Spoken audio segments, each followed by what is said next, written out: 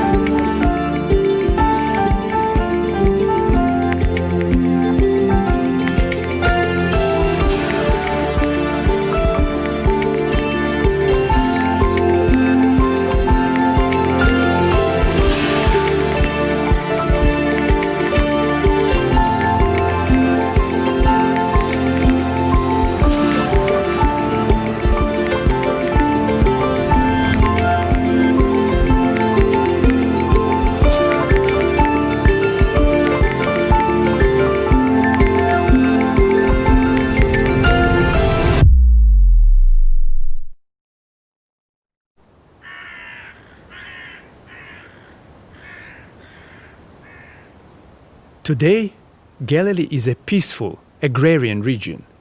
People of different ethnicities and religious beliefs coexist peacefully.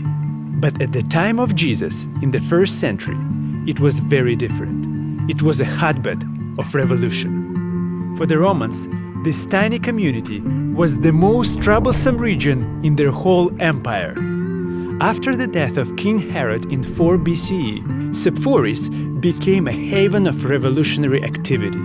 According to 1st century historian Josephus, the Romans sent troops to the area and killed or sold into slavery around 30,000 inhabitants of the city. 2,000 were crucified. The city was burned to the ground. This is the environment Jesus grew up in. For many young New Yorkers, the city is not an easy environment to grow up in. For every glamorous neighborhood in the city, there are plenty more that are a lot rougher. The old saying is if you can make it here, you can make it anywhere, but there are a lot that don't make it. And it's not for lack of heart or worth or talent. Some kids just need a space to feel like they matter, to feel like they belong. For many kids in New York, that space is the basketball court.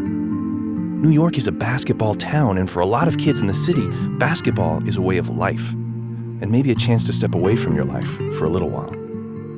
So if you're looking for a modern-day revolutionary fighting to change the lives of young New Yorkers in the city, check out a basketball court. That's exactly who these guys are. RJ Perovic and Amir Younesi. Along with Robert Embaum, who couldn't make it to our talk, they run a group called the City Hoops.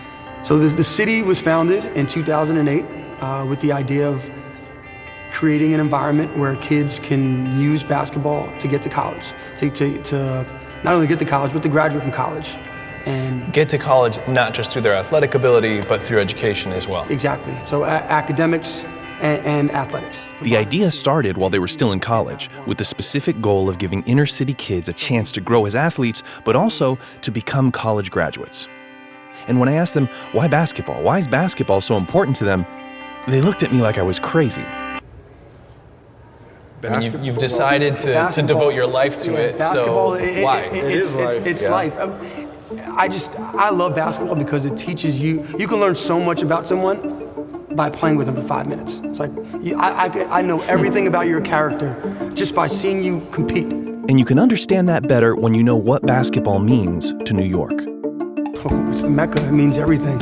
You know, just look, if you walk anywhere in New York City, and I say anywhere between a 5 to 10 block radius, you're gonna find a basketball court. There's a basketball court. You look to your right, you look to your left, you're going to see basketball courts all over the place, and there's always a kid bouncing a ball. I think this is the holy ground, for basketball. It's I believe the crossover had to be invented here. Yet even though so many young New Yorkers view basketball as life, RJ and Amir saw that distressingly few are able to actually build a life from it. There's really no guidance in New York City for kids.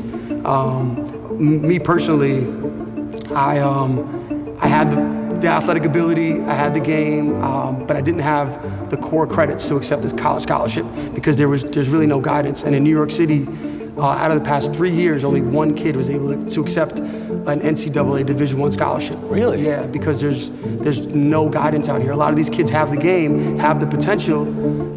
College coaches love them. They look at their transcript, they look at their grades, and they don't meet the requirements. So for a city with such a strong basketball culture, that was shocking to hear. And according to Coach RJ, one of the trends that contributes to that is a growing number of people who are taking advantage of New York's talented young athletes. I think recently it's been more about, in New York City in general, it's been more about these street guys trying to use these kids to make coins for themselves through these shoe companies. There are a lot of people who claim that they can change your life, that they can offer a way out. But they don't all have your best interests at heart.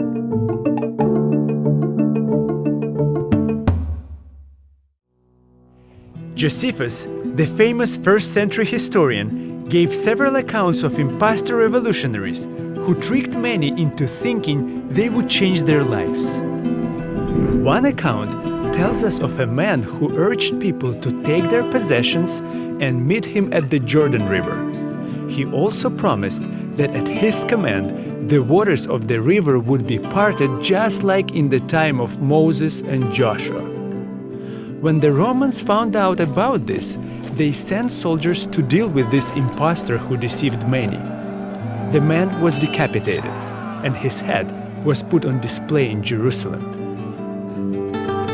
Another man claimed that at his command, the walls of the city would fall down, and he and his following would take control of Jerusalem. Josephus writes that this impostor acquired a following of 30,000. Roman soldiers quickly dispersed them up, but the impostor escaped. Yet another revolutionary promised a salvation and rest to all who would follow him out into the wilderness, just like Moses. Josephus reports that Roman soldiers were sent against a throng of people deceived by the impostor and crushed the revolution. And in the middle of all this, Jesus brings another revolution, one that would change the world and change people's lives to their very foundations.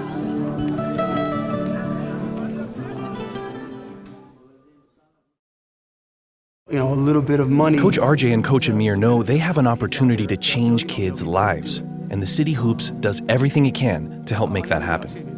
In addition to all the basketball practices, games, and tournaments, they provide a lot of different academic opportunities, such as SAT prep, bringing in tutors from nearby NYU. And then the last thing that we do is we actually play chess. Right. I was waiting for him to And it's having amazing results. In 2012, we were very fortunate. We had this one group that actually won the AAU National Championship, and every single player on that team went on to accept a Division I scholarship. And while there are those who use basketball to exploit New York's young athletes, the City Hoops empowers their kids to use basketball to their advantage. Yeah, a lot of guys they really don't keep an eye on these kids. They just, in so many words, they use these kids, and we're trying to be different. We're trying to have them use basketball as a vehicle to open doors.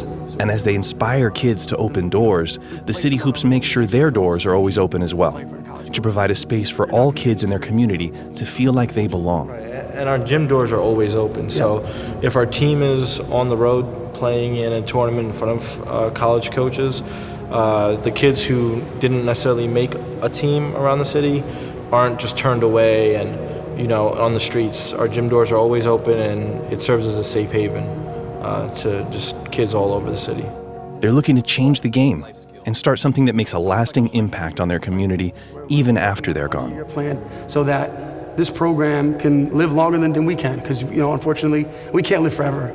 but this program can. And if we can open these doors and have these kids come here and benefit from it so that they can change their families' lives, I think that's paramount. That's why they do what they do, and they've seen the difference it can make. It's incredible. And it's just great to see them grow up, mature. We sent some kids to college. Some have come back to visit, and just seeing that progression of adulthood, you could say, is just fulfilling. Because this is all volunteer, all volunteer based. So, I mean, when somebody comes back and says, "Hey, coach, thanks a lot," I mean, that I'm good for the rest of the year. Yeah. Coach RJ and Coach Amir are the real deal. They don't do what they do for money. They volunteer their time because they believe you can revolutionize your community by giving of yourself to create a space where people can feel empowered, to feel like they matter. That can change the world. Or as Coach RJ put it, change the game. I guess that change the game in a positive way so that it can live on. Jesus chose not to take part in the many religious and political revolutions taking place in his time. Instead, he brought a different perspective. The Gospel of Matthew provides a sort of manifesto of Jesus' revolution that would have been given somewhere in these hills. It is now known as the Sermon on the Mount. For an oppressed people who were weary of constant revolt, Jesus brought a revolution unlike anything they had ever seen.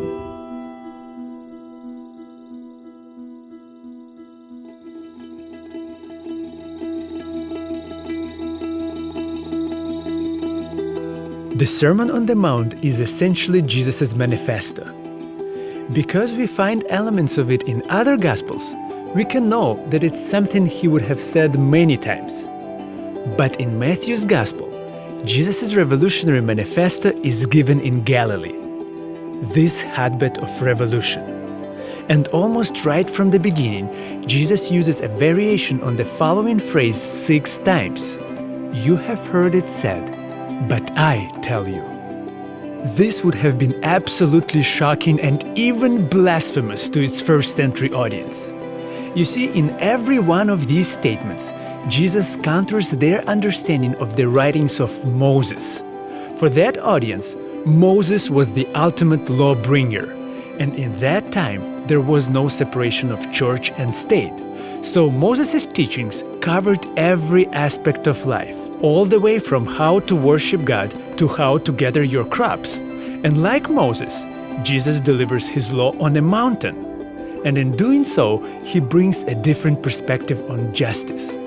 One that rejects vengeance, force, and condemnation, and places a revolutionary emphasis on the ideals of mercy, forgiveness, and love.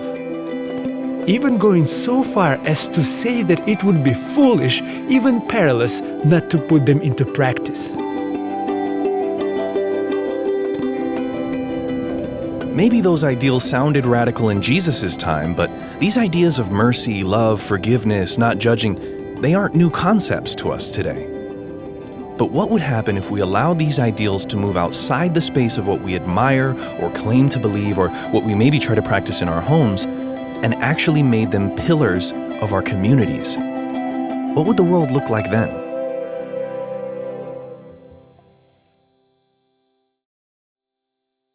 Deep in an office of a former bank in the Flatbush neighborhood of Brooklyn, there's a group taking innovative steps to transform the criminal justice system of their community.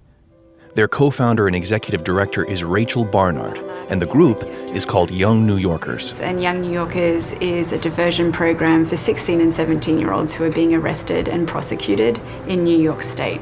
Okay. And before going further into what they do, it needs to be pointed out that New York State is one of only 2 states in the country that tries 16 and 17-year-olds as adults. And the kids that Young New Yorkers works with aren't violent or dangerous, they're just that, kids.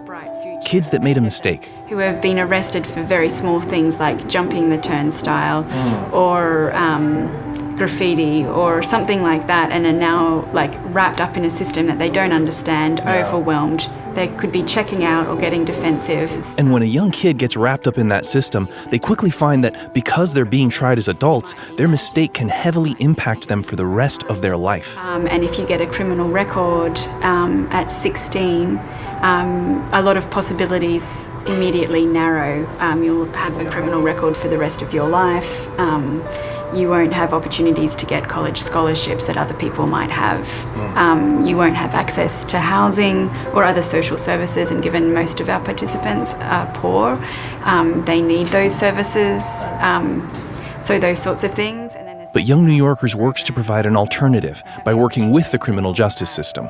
So instead of jail time or other sanctions, the court gives eligible defendants the option to join a Young New Yorkers program. They refer to them as transformative justice programs. The first half of the program uses art such as video, photography, illustration and design to explore typical restorative justice exercises. So using art, Young New Yorkers explores important questions related to the incident that made their kids' court involved, such as, what was the moment in which you made that choice? How has it impacted you, your family, your community? And then looking at that over time. So where might you be in 40 years? Imagine all the extraordinary things that you want to do that you haven't even thought of yet. And that's what makes art such a perfect medium to explore these issues. Through art, you're able to explore who you are and who you want to be. And for young kids running into a system that they may find frightening or oppressive, Young New Yorkers offers a stark contrast to how things are normally done. One that explores the heart of who these kids are and works to restore their place in the world.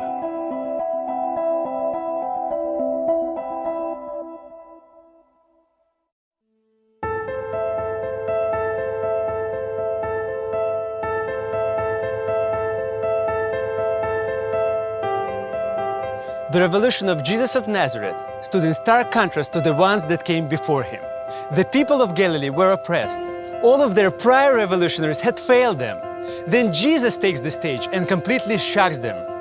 Rather than present a call to overthrow the Romans who were oppressing them or to displace the religious leaders who disappointed them, Jesus presents an eternal revolution, a revolution of the heart.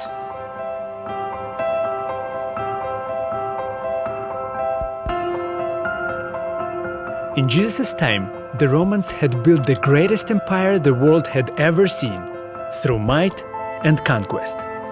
All for the purpose of Pax Romana, Roman peace. The idea was that peace is achieved through force. In the middle of that, Jesus called people to follow a different path. One that doesn't seek peace through force and aggression, but instead through forgiveness, humility, and love. And this love, even towards those you might view as the enemy, is present in Jesus' revolutionary manifesto from the very beginning.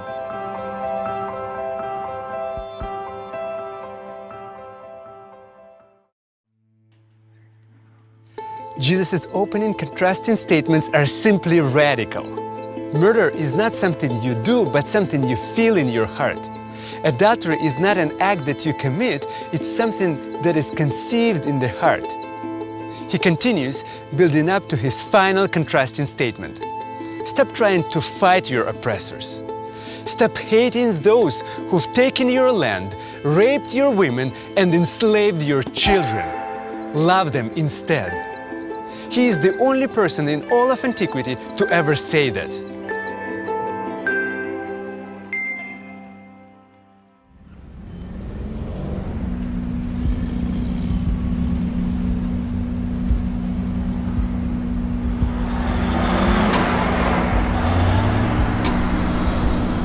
A radical transformation of how we view people is at the heart of what can lead to change. And as we discussed what needed to change about the criminal justice system, Rachel pointed out that the United States has 5% of the world's population, but 25% of its prisoners. The majority of them are black or brown. The criminal justice system is the most oppressive system that we have, and I think it's only just coming to light how we're hindering our young people. These are our children. These are our young New Yorkers. But Young New Yorkers doesn't fight against the system in order to make change. In fact, it partners and collaborates with many different branches of the criminal justice system.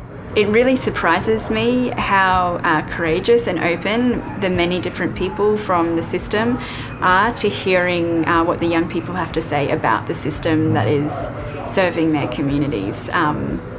It's pretty wonderful, and that's why we call ourselves a transformative justice program, because we want to shed light on the system itself as much as the young people that we serve.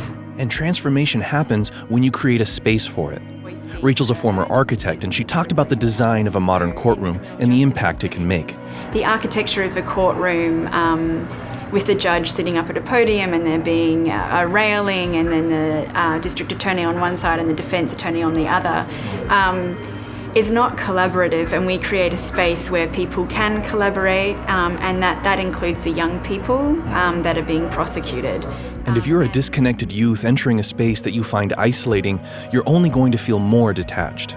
So Young New Yorkers creates a space where kids don't feel condemned or judged, but accepted, nurtured, and empowered. Throughout their 8-week program, they explore themes like accountability, responsibility, leadership. And at the end of the program, there's a large public art exhibition designed by the Young New Yorkers participants. Their most recent project was called Floating Futures, and they created 3 2-scale solitary confinement cells. The first cell held their artworks. The second cell, everyone was invited to float a future for the treatment of youth in Brooklyn and in the criminal justice system. And it's not just Young New Yorkers doing this. District attorneys, judges, prosecutors were all invited to take part in the exhibit and write down what they thought the future could look like. So the young people host them, take them through, they're having a conversation with the young person about the young person's experience, and then they're asked to reconsider what could be possible for the way that they're in the system. Through this space they had a hand in creating, a Young New Yorker is able to guide someone who may have normally stood in judgment of them or in opposition to them, and together explore positive paths to a new future. Once they've completed the program, the participant's criminal record is sealed, and the label of defendant, criminal, is gone. In this corner of Brooklyn, there's a different way of looking at justice, where we can see what happens when we're willing to look at someone differently, not being quick to judge or dismiss them, but instead doing something to create a space where people can grow and feel that they matter. What if more of us were willing to do that? What would the world look like then?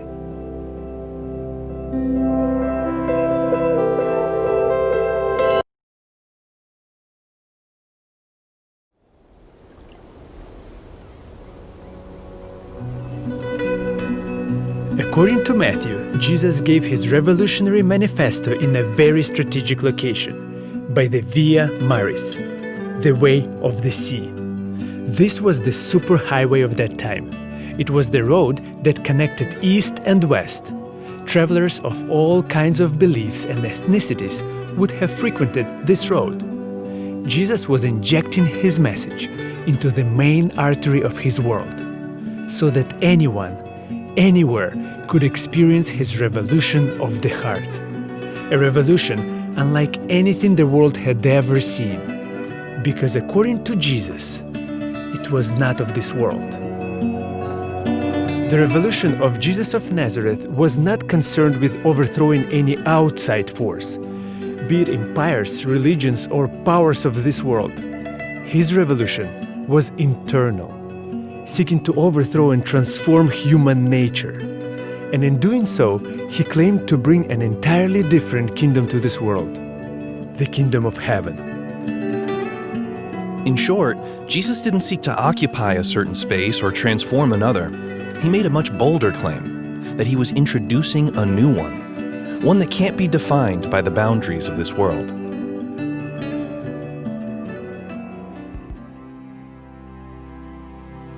It's interesting to note that Jesus did not go the route of establishing a new official religious system. He didn't claim any worldly title. He had no wealth, no power, no formal education. Instead, his stated life's purpose was to bring, preach, and live what he called the kingdom of heaven. So what does this kingdom look like? Some people use the term kingdom of heaven to apply only to the Christian church or only to Jesus' second coming. But Jesus himself said his kingdom was something you couldn't see. In fact, Jesus said that the kingdom was not just a specific place that you could visit, or an event that you could point to. Instead, the kingdom can be in your midst. Another common term the Gospels use to describe this kingdom is the kingdom of God. And Jesus' revolutionary emphasis on love, forgiveness, and mercy showed that these ideals transcended all boundaries, religious, political, racial, or anything else, because they were the qualities of God Himself.